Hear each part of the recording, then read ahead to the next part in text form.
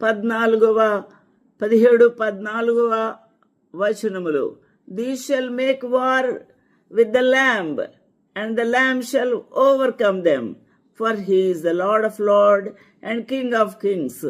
వీడు యుద్ధము చేయ పూనుకుంటున్నాడు.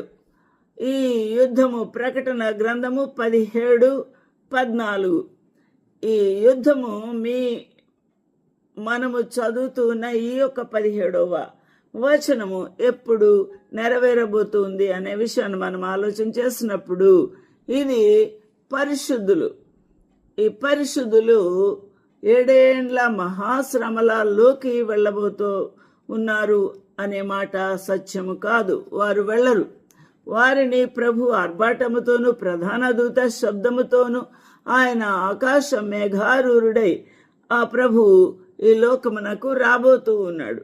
ఆయన వచ్చి తన యొక్క సంఘ వధువును, ఆ యొక్క ప్రపంచములో సిద్ధపడి ఉన్న ఆ వధువును ఆయన ఆకాశ మేఘారూరుడై వచ్చి ఆ ప్రభు యొక్క బూర శబ్దము విన్న తర్వాత ఆ యొక్క కన్యక కొనిపోబడబోతూ ఉంది. దేవునికి మహిమ ఘనత ప్రభావం కలుగునుగాక. ఇది ఆశ్చర్యమైన అద్భుతమైన సంగతి.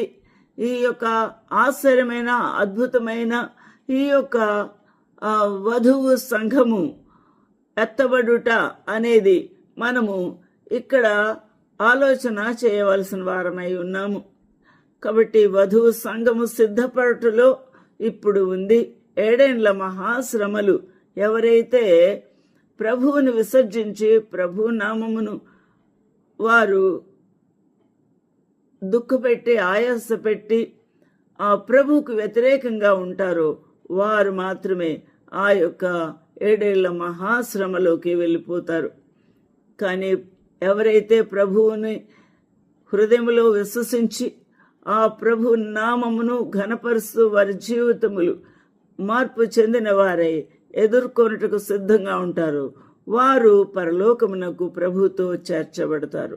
దేవునికి మహిమ ఘనత ప్రభావములు కలుగునుగాక. కాబట్టి ఈ యొక్క విషయాలు అన్నీ కూడా దేవుని లేఖనాల్లో వ్రాయబడి ఉన్నాయి. వాటిని మనం వివరించి ఆ యొక్క లేఖనాలు చూస్తే మనకు ఎంతో సంతోషము ఆశ్చర్యము కలుగుతుంది. ఈరోజున ఆలోచన చేద్దాము. సంఘము సిద్ధపడిన స్థితిలో ఉందా, లేక విడవబడిన వారిలో ఆ యొక్క సంఘము ఉండబోతుందా అనే సంగతే మనము చూడవలసిన వారమై ఉన్నాము.